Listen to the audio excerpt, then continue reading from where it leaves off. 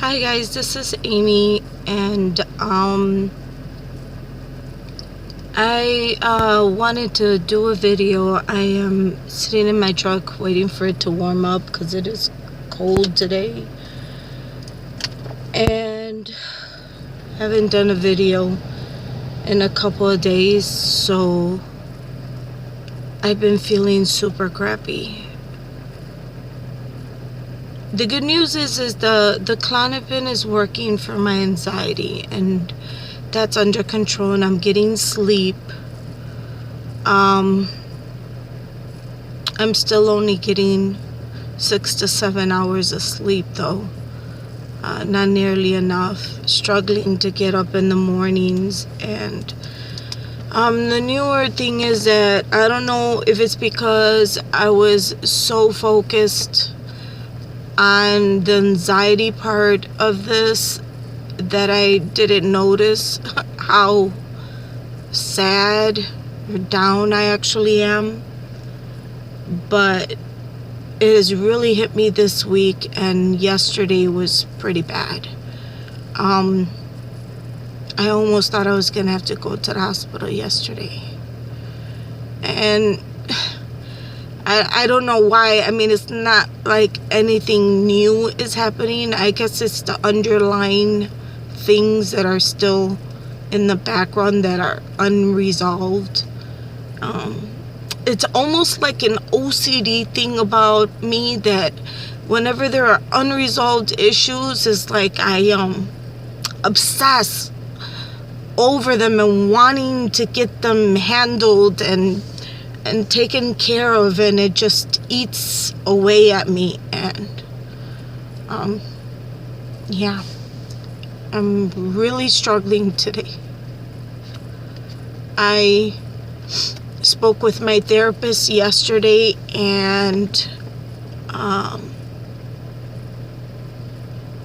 she and I talked about possibly a family meeting with one of my family members that I had what I thought was a really good relationship with. And although the conflict with the other family member had nothing to do with her really, she decided to take sides and kind of like, without hearing my part or without even trying to understand what I was feeling, just dumped on me and got other family members to do the same. And so I sent her a text message asking her if she would be willing to have a family session with the therapist, which is one of the things that they offer at this place where I'm getting treatment. And I still haven't heard from her. And it's really bothering me. It's bothering me because no matter what anyone has done to me, if any of them were to call me or text me or come to me in any way and tell me, hey, can you do this for me because I think it would be beneficial, one, for our relationship, or just I need you to do this for me because I don't, I'm stuck or whatever, I would not hesitate. I would not hesitate, because I'm the type of person that I forgive instantly. I understand that there is some serious underlying issues, with my family. And I just wish that they would understand that it is not easy for me to talk to them personally. It's easier for me to come on video and express what I feel in a somewhat superficial way, because even like that, I am not being 100% free, 100% honest with how I feel, than it is to face them. It's not that I'm afraid. It's not that I'm a coward. It's just that I don't know how to do that. I was raised and I was taught that children do not speak. That whenever there's a conflict, you put your head down. You know, that's what I'm literally learning from childhood steps now. You know, in being in group therapy, I'm being taught how to function like a normal adult would. The amount of trauma that I have endured throughout my whole life has scarred me and affected me in a way that I don't know what a healthy relationship looks like. And I desire it more than anything. I desire to have a relationship with my family. I desire to have friendships. But I don't know how to do that. And it's hard on my recovery because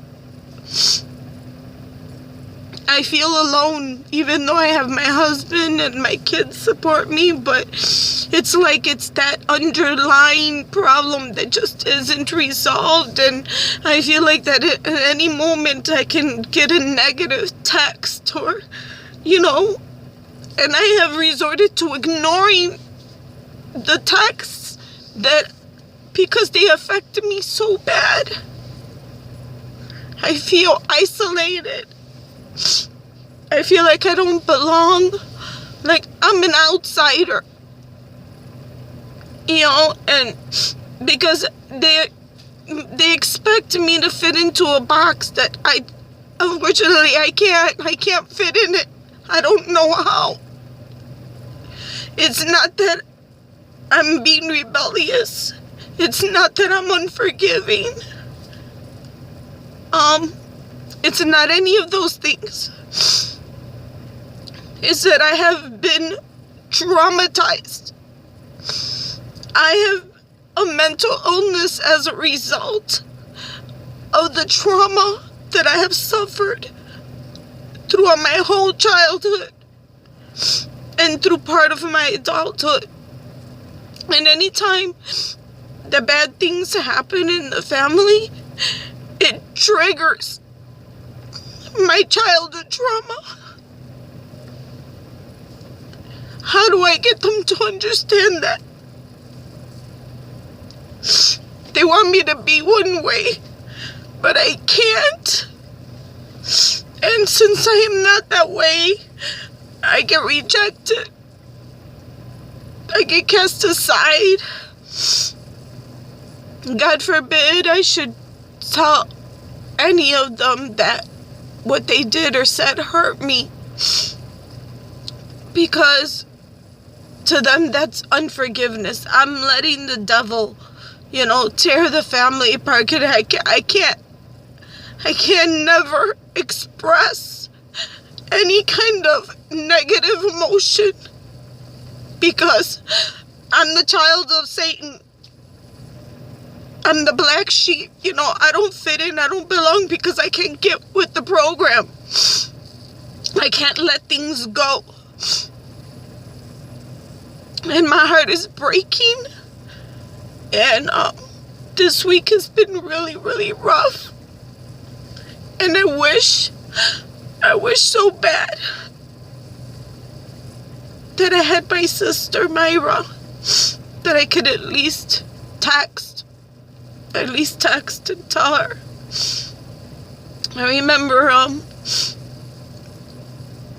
having my head on her lap and crying and telling her how I didn't feel like I belonged.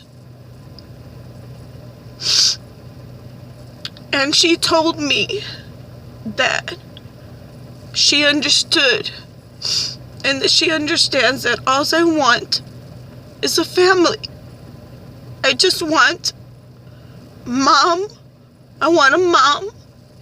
I want sisters. And I want my brothers. You know, my dad, aunts, uncles. I didn't have any of that. I was thrown into a dungeon of a childhood where all I experienced was pain and negativity, where I was taught that I was worthless, that I was not good for anything, and that I never would be good for anything. And I have fought those negative things with every ounce of my being throughout my whole life. And that is the reason why I've gotten this far, because I have searched for God. My walk with God, my relationship with God is what has gotten me this far. But now there are other things that are complicating my illness. I am physically ill, and that is not, it's working against my mental health recovery. Not to mention that the stigma that is associated with mental illness in the church is horrendous, and you're considered a person who is not in the spirit because you're not in control of your emotions. You're not, you're possessed because you're having panic attacks. You need to repent. You must be in sin. And, I compare my life to the life of Job in the Bible, where he experienced everything that he did, and it wasn't his fault. It wasn't anything that he did. It was a test. But there were his friends, his supposedly friends, accusing him and saying, you need to pray and ask God for forgiveness. You need to figure out what you did wrong for all of this to be happening to you. And what did God do in the end? God struck those friends with the illness, with the calamity, and the only way that they were going to be healed is us. Job prayed for them. Even his wife told him to curse God and die. The state that he was in. David is another strong person to me that I relate to, because he had a lot of moments of weakness. This is a man who suffered from depression. He clearly had trauma or mental illness, something wrong with him for him to have behaved the way he did. Yet God called him out and said that he had a heart after him. Why is it that the church is so judgmental of people like us? I've heard and seen time and time again people suffering from mental illness saying that they've left the church because they're condemned on a daily basis. Did not God call us to give a message of hope, a message of restoration? How did he not call us to love one another as we would love ourselves? Let me ask you, would you isolate yourself because you were sick? Would you do that? Would you tell yourself, oh, just get over it if you were sick? Because if you do, then you don't love yourself. I do everything in my power that I can to try to get better. Going to therapy, taking medication. I can't tell you how many therapists I've seen. I can't tell you how many pastors I've spoken, how many leaders I've spoken, how many deliverance ministries I've been through, how many conferences, how many things that I have done in my own life to get better. But yet I'm still here. And you're going to judge me and tell me that it's because I have unforgiveness. If I had unforgiveness, these people that did wrong to me, you think I would cross the ocean for them? Do you think that I would drop everything in my life to go to them, to help them, to be there for them? Do you think I would open the doors of my house to these people that have done this to me? No, I wouldn't. It is not about forgiveness. Stop making this about you. Stop making this about the other person, this is about me right now and what I need. And my life is in danger.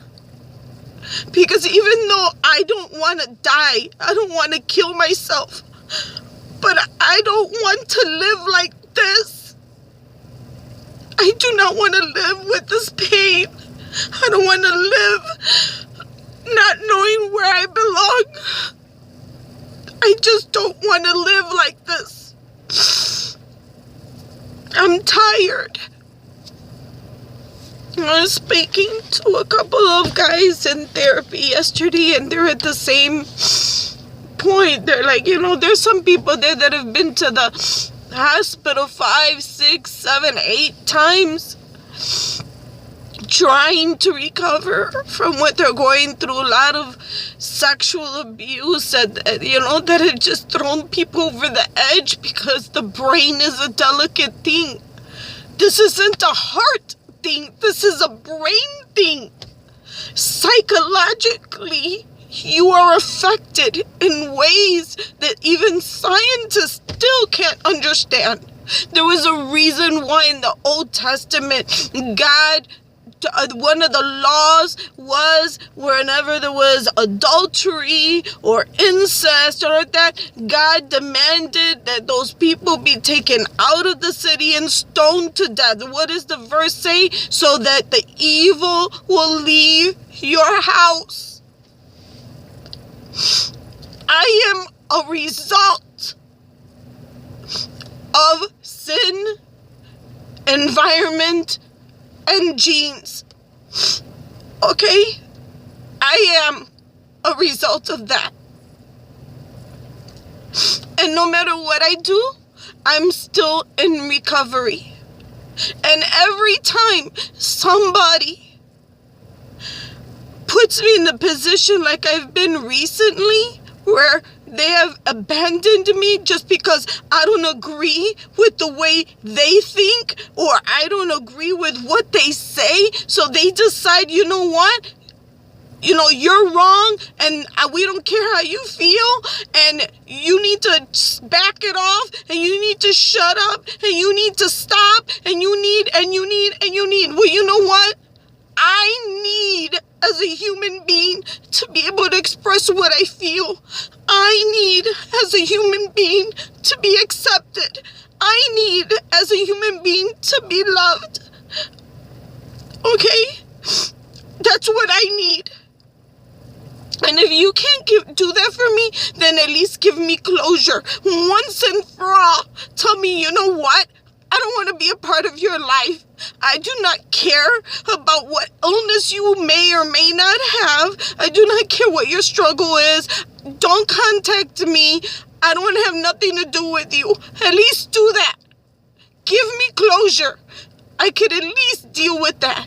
But to leave me in limbo, not knowing if I'm coming or I'm going, not knowing, I do not trust you. I have been hurt so many times, and I've been disappointed so many times, and let down so many times that I do not trust. My own children have suffered because of my lack of trust.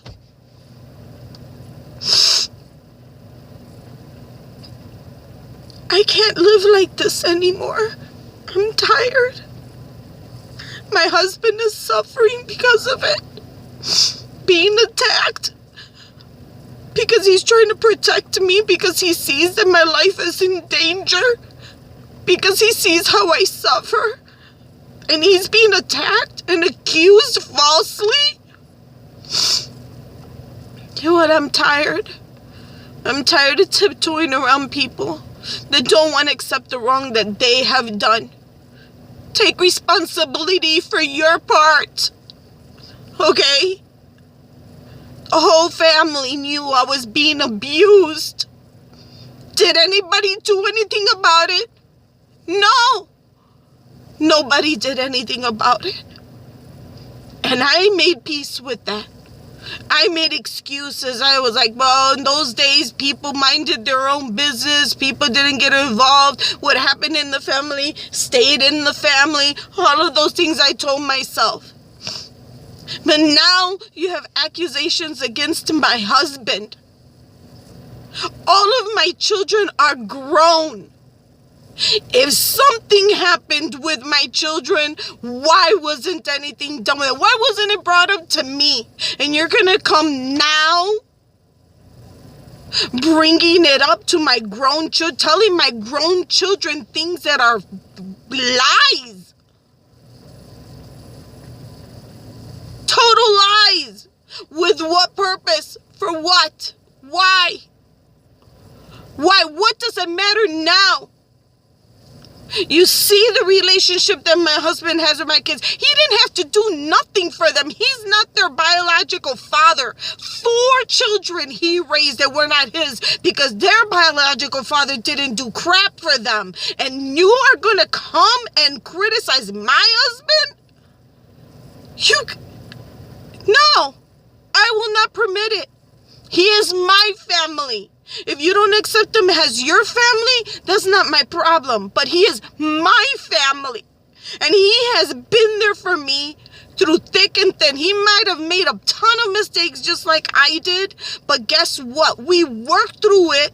We asked God for forgiveness. And we're at the point we're at now. If that's too much for you guys to handle, then all you have to do is say, you know what? We don't want nothing to do with you. We don't want nothing to do with your children. We don't want nothing to do with your husband. Stay away from me. Don't talk to me. Don't message me. Nothing. Because you know what? It's all or nothing at this point. All or nothing. You can either accept me with everything or not. But do not expect me to shut up.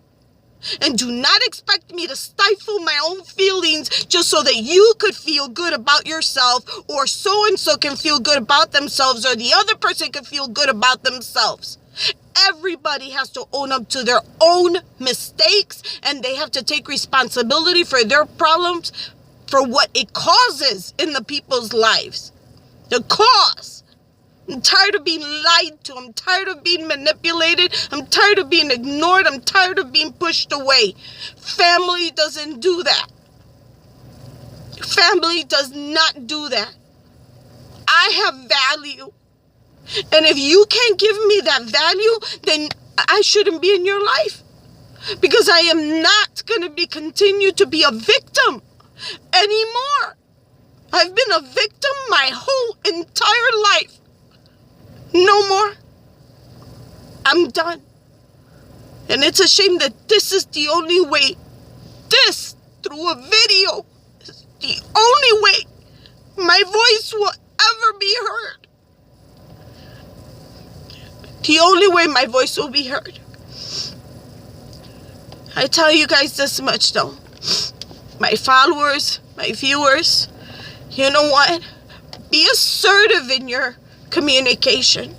Don't allow yourself to be pushed around. All it's gonna do is delay your recovery process. I had to find a way to come to terms with being abandoned once again. Okay? It's kind of every time something like this happens, it opens up the trauma of being abandoned over and over and over again. I'm done. I'm tired. And if my sister doesn't answer my text, then I'm inviting her, and I'm going to do it here public too. I'm invited. The text says, hi, I would like it if you would go have a family meeting with me and my therapist. Because I think it would be beneficial to the repair of our relationship. Please let me know what day you're available. I'm reaching out to try to repair, but I'm being ignored. It tells me that I cannot trust, that there is no interest to repair, and there is no interest in having a relationship. This is what I feel. And it's sad. But this is my public message. If you guys are suffering today, do not be afraid to speak out. It will help you in your recovery. It'll give you closure so that you can move on to your next problem. But I'm on my way to therapy now because God knows I need it today. And yeah, so